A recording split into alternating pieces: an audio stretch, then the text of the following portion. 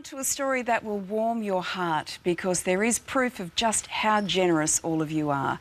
Yesterday we brought you the story of 14-week-old Ryven Harris and his rare blood condition, where his tiny body loses blood at a rate too rapid for him to reproduce. This is what parents Robert and Cindy told us. Look, on Friday the 15th of March, our little boy was diagnosed with Wiskott-Aldrich syndrome, which really shook us apart. And 2 weeks ago, I came down from my best mate's wedding, and our little boy was very sick on the plane, and we attended the wedding for two hours, and then that night we had to bring little Ryven into hospital, and we basically haven't left since. He's had 2 blood transfusions, 1 platelet transfusion on Sunday night, and he doesn't make any platelets, so he struggles to clot his blood. And yesterday afternoon we were told that we couldn't find an O-negative match for the platelet transfusion, which basically shocked us again, another blow to us, and we were extremely scared and didn't know what to do. So we said, well, let's try and go through Facebook and try and get people who are O-negative to come and try and donate. Well, after Robert and Cindy's appearance on the show yesterday, the Red Cross received an overwhelming response. Normally, they receive, on average, about 50 appointment requests each day from prospective donors.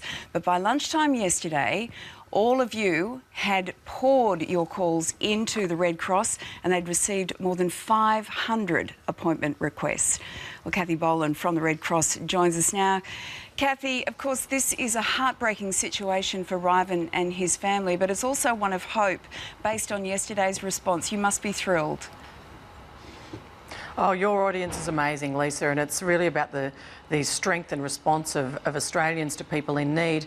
And the 500 appointments you mentioned, they were just our online appointments. Normally we'd have about 1,000 calls to our call centre to make appointments. We had over 3,000 calls between 7 a.m. and 10 a.m.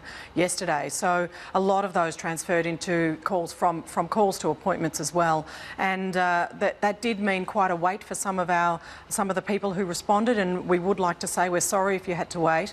I suppose the important thing is what that does mean is that a lot of people have come forward. A lot of them have not been blood donors before, and we know that we need a constant supply of blood donors, and we need new donors to come on board to help people like little Ryven. Indeed. Why in particular? Because we know this was all about a shortage of O-negative blood. Why is there such a shortage?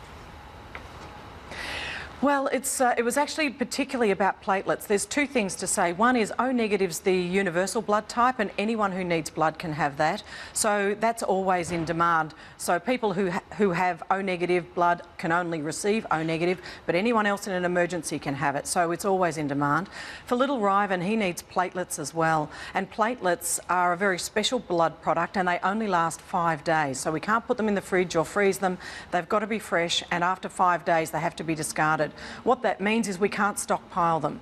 So we need people constantly to be donating for Ryven, and the reason that at any given time there might only be a few doses that are suitable for him to use of platelets is particularly because of their low short life. And I suppose the key message for most people coming out of this is to know that for a blood supply to be sufficient going forward, and for little Ryven and anyone else who depends on it, we need a constant supply. Yes, an overwhelming response is amazing, but we need to have people make appointments coming forward. And even just next week we've got Anzac Day. That's a long weekend for a lot of people, and whenever we have a public holiday that impacts on things like platelets.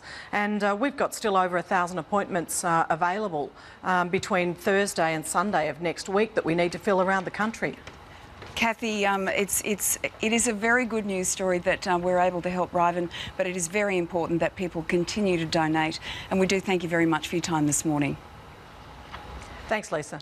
And if you would like to donate blood, you can head to donateblood.com.au. You can call 13 14 95. And just quickly, we did receive an email this morning from Robert, Ryven's dad, and he says a huge thank you to everyone who watches the Today Show. We have been inundated.